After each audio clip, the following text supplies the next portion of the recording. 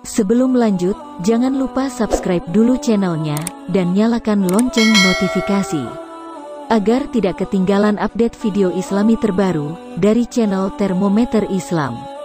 Terima kasih sudah berkunjung, semoga sehat selalu. Jika esek-esek, meninggalkan orang yang mempropaganda orang untuk mati demi sebuah esek-esek, mempropaganda orang untuk membunuh orang lain demi esek-esek. Demikianlah kiranya setiap insan yang memiliki akal yang sehat dan jiwa yang bersih menyadarinya. Pada hari kebangkitan, manusia itu tidak kawin dan dikawinkan lagi. Jadi bagi saya, orang yang memprovokasi atau mempropaganda orang untuk mati di medan perang lalu dijanjikan esek-esek, ya itu adalah ajaran yang sangat-sangat sesat. Yesus yang kamu sembah juga menjanjikan 100 istri. Coba kamu melakukan satu penelitian ya, para teroris itu lihat jidatnya itu hitam atau tidak ya. Yang mencoba menikam Pak Wiranto kemarin jidatnya hitam atau tidak, celananya cingkrang atau tidak ya. Itu bisa kamu perhatikan semuanya gitu. Jadi ini bukan satu fenomena yang 1-2 kali terjadi. Harusnya kamu kalau secara yang peka terhadap situasi masyarakat ya, peka terhadap gejolak-gejolak sosial di masyarakat, kamu harusnya memperhatikan itu seperti itu ya. Apakah para teroris itu cara berpakaiannya seperti apa? Itu bisa kamu survei begitu. Ya, sama seperti dukun palsu yang mempropaganda manusia-manusia yang hilang akal sehatnya agar uangnya bisa digandakan ya. Jadi dia akan melakukan sebuah propaganda, melakukan sebuah provokasi ya, melakukan sebuah semacam permainan psikologis agar orang itu mau menyerahkan uangnya. Nah, sama seperti seorang nabi palsu yang ingin mendapatkan harta atau wanita atau apa ya. Dia menyuruh orang supaya mati di medan perang dengan dijanjikan esek-esek. Tentu saja menjanjikan esek-esek kepada orang yang suka dengan esek-esek. Tidak mungkin menjanjikan esek-esek terhadap orang yang mencari Tuhan ya. Orang yang mencari Tuhan tidak mungkin mencari esek-esek seperti itu. Tugas kita menyadarkan mereka bahwa janji akan esek-esek di kehidupan yang akan datang itu adalah sebuah ajaran sesat ya. Kita tidak boleh jenuh dan kita tidak boleh capek memberitakan itu kepada mereka. Saya kira kita harus bijak menyikapi ya. Adanya teror itu karena munculnya rasa ketidakadilan yang dirasakan oleh pihak lain.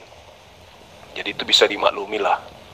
Ya, teror-teror seperti itu muncul ya mungkin untuk menyadarkan bahwa ada orang tersakiti dengan kebijakan-kebijakan yang ada. Tapi tidak bisa lantas kemudian Anda menghakimi bahwa ketika ada teror seperti itu, bahwa itu adalah Islam. Nggak bisa. Ya kebetulan saja di Indonesia ini mayoritas umat Islam. Coba kamu lihat ya, di basis-basis Kristen yang merampok, yang menjadi penjudi, yang menjadi pencuri, yang menjadi pembunuh, yang menjadi pemerkosa, yang menjadi teroris, ya itu orang yang beragama Kristen. Jadi saya kira Edi Sidabutar ini memang otaknya tidak berfungsi lah ya, kebanyakan makan makanan yang diharamkan oleh Yesus. Dan coba lihat di bagian timur Indonesia yang senantiasa melakukan teror itu ya, yang mengajak Indonesia perang, yang ingin memisahkan diri dari NKRI, itu siapa itu? Edis. Ya sudah, kalau gitu silakan kamu jelaskan buat apa 100 istri yang dijanjikan oleh Yesus untuk pengikutnya. Pengikutnya loh, bukan Kristen. Buat apa itu coba? Ya, kamu bisa melakukan sebuah survei ya, bagaimana teroris itu gaya-gayanya ya. Yang menikam Pak Wiranto kemarin ya, kita bisa lihat jidatnya hitam, celananya cingkrang ya. Bagaimana pelaku bom bunuh diri di Surabaya ya. Ini bukan fenomena yang biasa gitu loh, bukan fenomena yang sekali dua kali. Kamu harus menyadari ini gitu loh. Ya, harus sensitif, indera perasanya juga harus kuat gitu loh. Ya, Gusti Yesus tidak pernah mengajarkan orang, menyuruh orang untuk berperang perang kemudian mati di medan perang itu nanti dijanjikan esek-esek ya, bisa nge-seks dengan banyak perempuan. Ya menurut saya itu ajaran yang sangat sesat ya, menyuruh orang untuk mati ya demi perutnya gitu. Itu sebenarnya sebuah propaganda yang benar-benar licik dan kejam, cuman jarang orang menyadarinya gitu. Di India yang menjadi teroris pasti mereka yang mayoritas. Ya, sebutlah mereka itu adalah agama yang dianut oleh mayoritas orang sana, ya kan?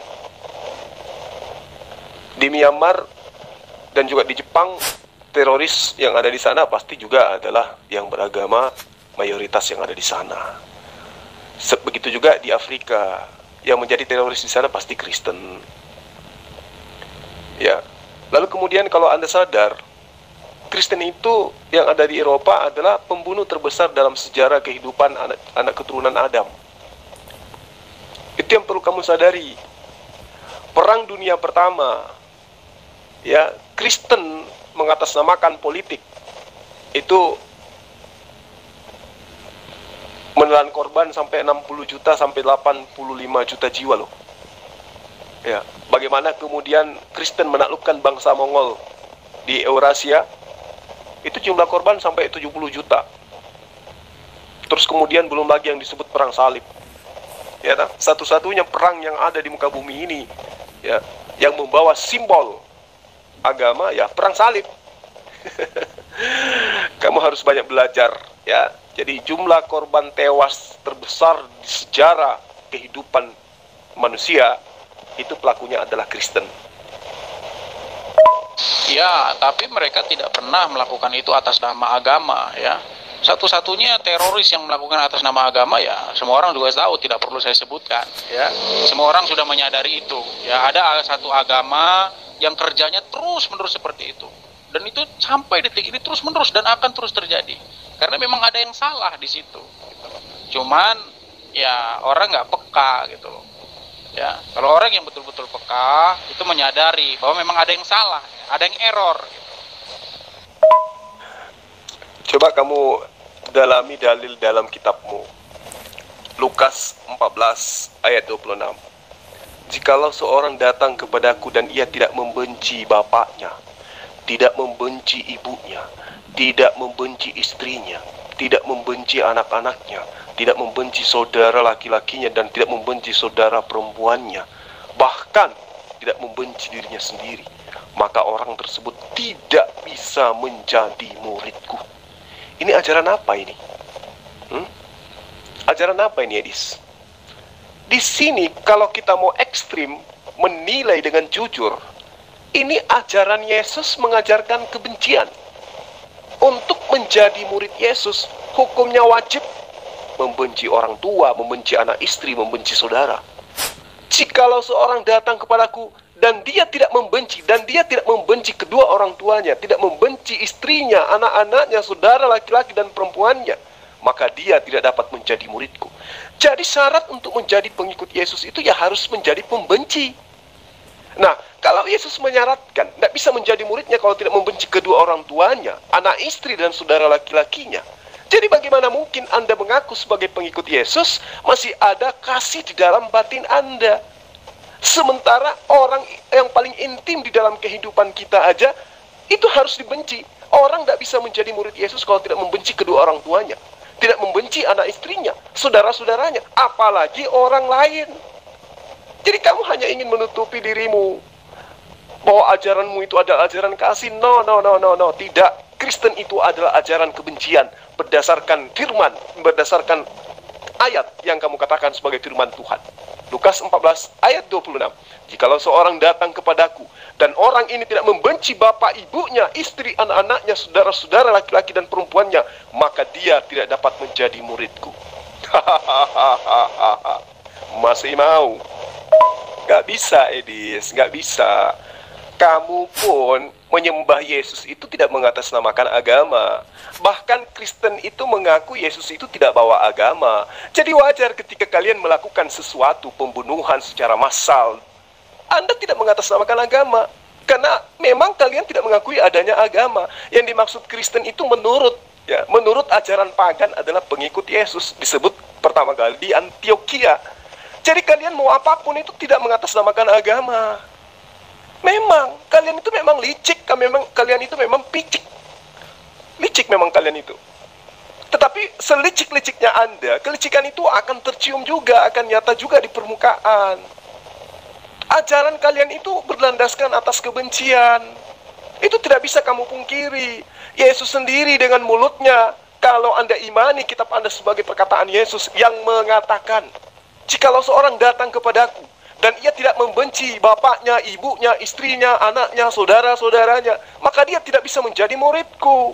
Jadi landasan pijakan untuk menjadi pengikut Yesus harus membenci. Nah, benci itu apa? Coba, bisa enggak kamu definisikan membenci itu apa? Maka wajar kemudian tidak ada sejengkal tanah di atas muka bumi ini yang lolos dari kekejaman daripada kalian. Kebencian yang kalian torehkan di atas sejarah peradaban hidup manusia itu sudah tidak ada lagi tinta untuk menorehnya, untuk menulisnya. Itu yang perlu Anda pahami. Indonesia ini babak belur, tertinggal boleh dibilang daripada bangsa yang lain. Itu karena dijajah oleh siapa? Oleh mereka yang mengaku penganut kasih, yang ketika hari Sabtu atau hari Minggu mereka masuk ke rumah ibadah mereka dengan menyebut Tuhan-Tuhan, dewa-dewa mereka yang adalah roh-roh. Ya, kamu nggak malu bahas ini? Hah? Aduh Edis, kamu nggak malu? 100% penjajah Nusantara adalah non-Islam. Paham? Dan mereka adalah 99,9,9,9,9,9 adalah penyembah Yesus. Paham?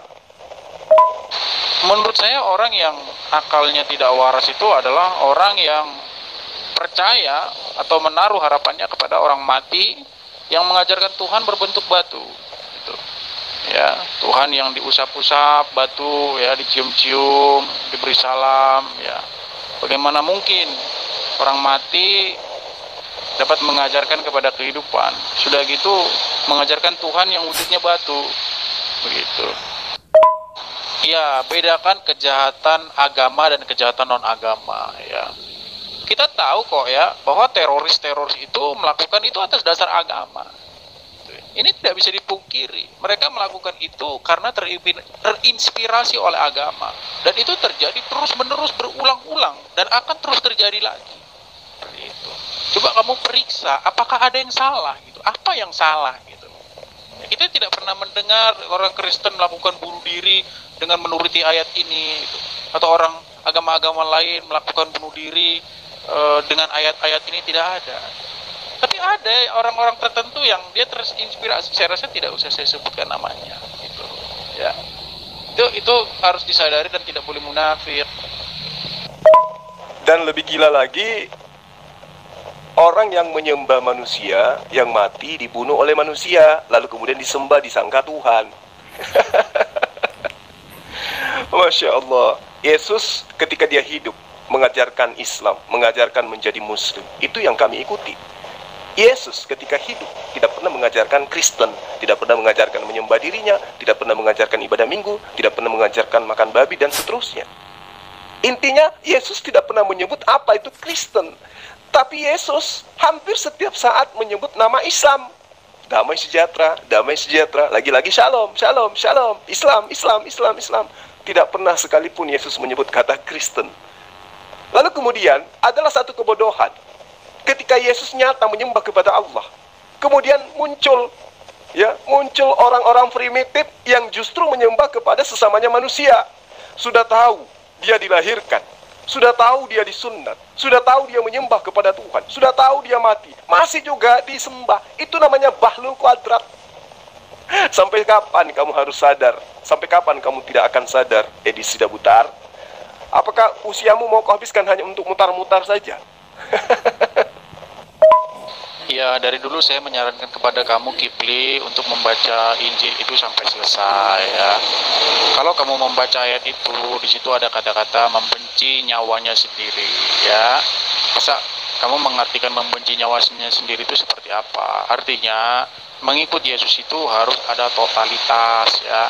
Tidak boleh berpaling ke kanan atau ke kiri. Bahkan Yesus pernah mengatakan, jualah segala milikmu, lalu berikanlah kepada orang miskin, lalu ikutlah aku. Jadi mengikut Yesus itu berat ya, tidak bisa mengikut Yesus tapi matanya masih jelalatan ke sana kemari. Bahkan dikatakan di situ harus membenci nyawanya sendiri ya. Jadi kamu jangan potong kalimat itu ya, harus kamu selesaikan pada kata-kata membenci nyawanya sendiri. Artinya bagaimana? Mengikut Yesus itu harus dengan totalitas ya. Baca juga di situ ayat-ayat yang mengikutinya ya. Bagaimana dia mengatakan supaya minta izin dulu sama orang tuanya ya. Yesus berkata ya, orang yang siap membajak tetapi menoleh ke belakang itu tidak layak bagi kerajaan surga gitu loh ya. Saran saya sama kamu Kifli, cobalah pelajari Injil itu sampai selesai, nanti kamu akan menerima kebenaran ya. Oh, tidak bisa seperti itu, Edis. Meski kamu bermanis-manis kata, ya, kekejaman demi kekejaman, kesuraman demi kesuraman yang ditorehkan oleh sejarah perkembangan agamamu itu tidak bisa kamu buang. Didukung oleh dalil, didukung oleh praktek. Jadi dalil kitab dipraktekkan kemudian. Ya, apa kata Yesus? Siapapun yang menjadi seteruku, yang tidak mau menjadi aku rajanya, bawa dia ke hadapanku, bunuh mereka di hadapanku. Itu perkataan siapa? Ayo, perkataan siapa? Perkataan Yesus. Jadi kamu mau kemana, mau lari kemanapun, tetap aja kamu akan dipertemukan dengan dalil kitab dan praktek-praktek yang telah dilakukan oleh pendahulu-pendahulumu. Sadar tidak kamu? Dari sudut pandang sejarah peperangan, perang salib dan sebagainya seperti di Bosnia, Chechnya, Kepulauan Maluku, orang-orang Kristen lah yang memburu dan membunuh umat Islam di mana saja mereka berada. Orang Kristen yang melakukan keganasan ternyata itu bukan tanpa dasar pelaksanaan, tetapi mereka ini didasari keganasannya terhadap pembunuhan kepada umat lain itu karena apa? Karena kekerasan itu diajarkan di dalam kitab mereka. Ya. Yosua, ya, yang dianggap oleh orang Kristen sebagai panutan, menyerang dan membantai orang-orang di Yeriko. Coba kamu baca di kitab yang Anda ambil secara tidak sah di dalam kitabnya Bani Israel. Yosua 6 ayat 21. Mereka menumpas dengan mata pedang segala sesuatu yang ada di dalam kota itu, baik laki-laki maupun perempuan, baik tua maupun muda, sampai kepada lembu, domba, dan keledai semua dibantai. Tidak dibiarkan apapun yang bernapas yang ada di dalamnya.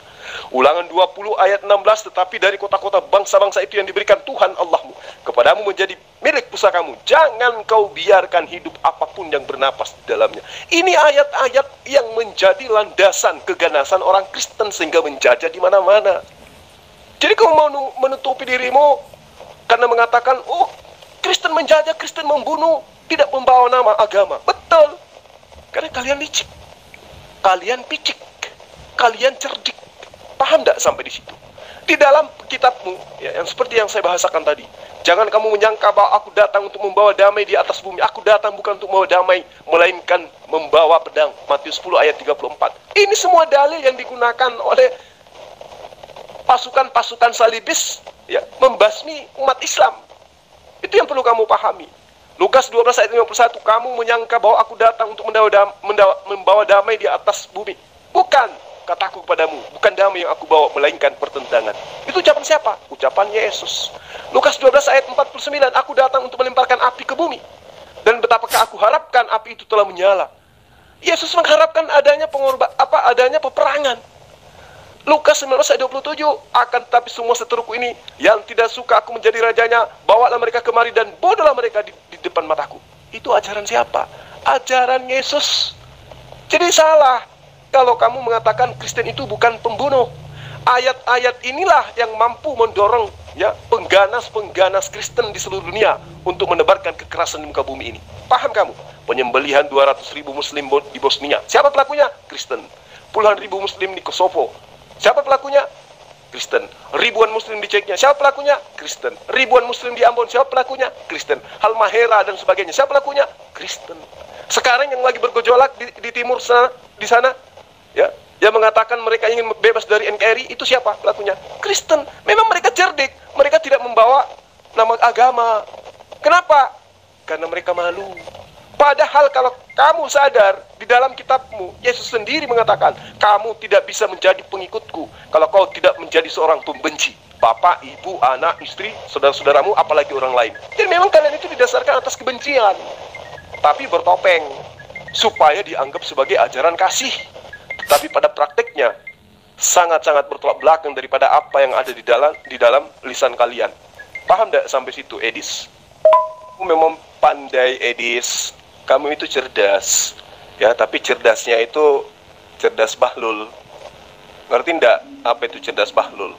Cerdas membodohi orang lain, tapi sayang tidak ada yang bisa kamu bodohi.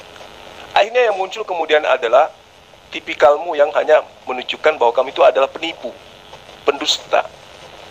Kalau dikatakan membenci nyawanya sendiri, justru itulah yang menjadikan munculnya keberanian orang-orang Kristen itu menjajah. Karena mereka tidak menghargai nyawa mereka. Itulah yang membuat mereka brutal. Sadar nggak kamu? Tolong Yesus mengajarkan ngapain cinta nyawa. Orang yang cinta nyawanya itu santun, sopan, berhati-hati, ya, menjaga perilaku, berakhlak, mulia, menjaga kelakuannya, sopan santunnya. Itu orang yang menjaga nyawanya. Tapi ini perintahnya. Dia justru mengajarkan membenci nyawanya. Berarti seakan-akan, ya, orang ini diajarkan untuk menjadi seorang yang brutal, orang gila. Jikalau seorang datang kepadaku tidak membenci bapaknya, ibunya, ini apa maksudnya kalau bukan ajaran kebencian? Ayo. Jadi kamu mau mencoba untuk menegakkan benang basah? Nggak bisa, Edis, nggak bisa, nggak bisa. Sejarah sudah tertoreh dengan tinta emas. Bagaimana kebencian, bagaimana kebrutalan agama Anda ketika dia masuk wilayah untuk menguasai wilayah tertentu. Paham tidak situ? Apa kamu lupa? Atau kamu pura-pura lupa? Siapa yang menjajah negara ini? Islamkah dia yang pernah menjajah 350 tahun negara ini? Harusnya kamu malu bahas ini, karena saya akan bongkar habis. Kristen itu adalah ajaran ganas, ajaran kejam, ajaran sadis, berdasarkan ayat-ayat yang ada di dalam gospelmu itu sendiri. Paham? Ya jelaslah, yang dikatakan hari kebangkitan itu adalah bangkitnya orang dari alam kubur. Belum juga dihisap, orang juga belum dihakimi, mau kawin-mawin. Rakus sekali kau, ya. Kawin-mawin itu nanti di surga. Makanya Yesus di dalam Lukas 14 ayat 26 menjanjikan 100 istri buat muridnya. Kamu kalau tidak bisa menerima bidadari, ya udah terima aja ajaran Yesus yang mengajarkan menjanjikan 100 istri di dalam Matius 19 ayat 29. Matius 19 ayat 29. Yesus menjanjikan kepada Bani Israel yang menjadi muridnya 100 istri. Tapi itu di surga, bukan pada saat hari penghakiman. Ya, Edis. Makanya kamu belajar, kamulah yang perlu belajar. Saya hanya mengingatkan kepada kamu yang suka merubah-rubah wajah, kadang jadi Katolik, kadang jadi Protestan, kadang mualaf, kadang jadi Mesianik dan seterusnya. Ya. Kamu itu harus sadar gitu loh. Memang tidak ada kawin-mawin pada saat di padang mahsyar itu. Boro-boro mau kawin-mawin di situ, bahlul. Makanya kamu belajar. Yesus hanya untuk Bani Israel, dan dia menjanjikan 100 istri bagi pengikutnya. Saya bacakan dalilnya. Jikalau seorang datang kepadaku dan ia tidak membenci, dan kalau di dalam Matius kalau yang Lukas 14 ayat 26 itu adalah ajaran Yesus untuk membenci keluarga inti, apalagi orang lain. Kalau yang saya maksud itu di dalam Matius 19 ayat 29 itu jelas dikatakan oleh dia, dan setiap orang yang karena namaku meninggalkan rumahnya, saudara laki-lakinya, saudara perempuannya, bapaknya, ibunya, istrinya, anak-anaknya, mereka semua akan menerima kembali 100 kali lipat dan memperoleh hidup yang kekal di hari kemudian. Apa maksudnya?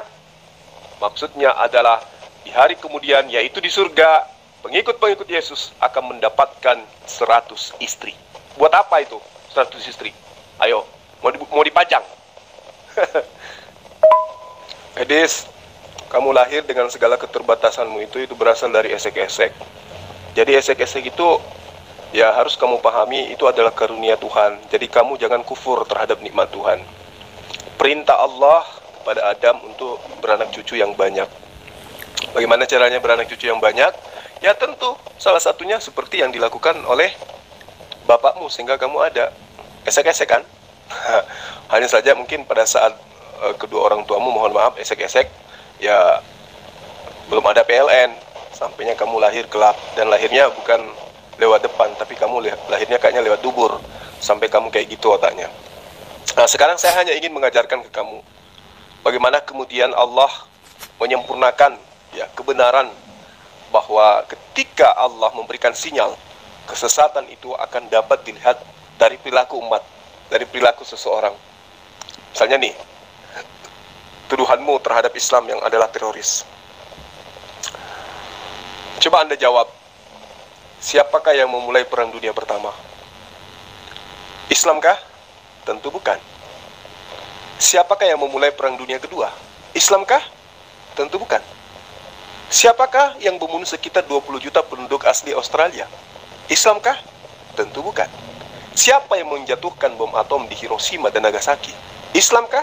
Pasti bukan. Siapa yang membunuh lebih dari 100 juta Indian kulit merah di Amerika Utara? Islamkah? Tentu bukan. Siapa yang membunuh lebih dari 50 juta Indian kulit merah di Amerika Selatan? Apakah itu Islam? Tentu bukan. Lalu kemudian, pertanyaan saya, siapa yang memperbudak lebih dari 180 juta Afrika yang dilempar 88% dari korban pembunuhan di Samudra Atlantik? Islam? Tentu bukan. Ya. Jadi yang perlu kamu pahami terlebih dahulu adalah definisi daripada apa itu terorisme. Jadi supaya kamu itu bisa memiliki rasa malu sedikit ya, harusnya kamu itu tahu sekarang ini Indonesia merdeka, dan kami umat Islam itu bangga kemerdekaan itu diraih oleh pejuang-pejuang yang 99% adalah beragama Islam, dan penjajahnya 100% non-Islam. Coba. Dan yang perlu kamu paham, kamu bisa merasakan nikmatnya udara kemerdekaan ini. Itu berkat siapa? Bukan berkat pejuang-pejuang yang setiap seusai berjuang mereka masuk ke gereja, bukan. Tapi mereka yang sujud menyembah kepada Allah, yang masuk ke surah-surah, ke musalla, ke masjid-masjid, mengumandangkan azan, lalu kemudian mengumandangkan takbir. Itulah mereka yang menghadiahkan kepadamu sampai kamu bisa menikmati udara segar. Penjajahnya siapa? Mereka adalah penyembah-penyembah Yesus. Kaummu, ya, kaummu, temanmu, sahabatmu, saudara-saudaramu yang datang ke negara ini menjajah, dan mereka tidak lagi disebut sebagai teroris, tapi neneknya teroris, yaitu penjajah. Itu yang perlu kamu paham. Kristen adalah agama penjajah. Itu nggak bisa kamu cuci dengan fitnah apapun terhadap Islam. Paham?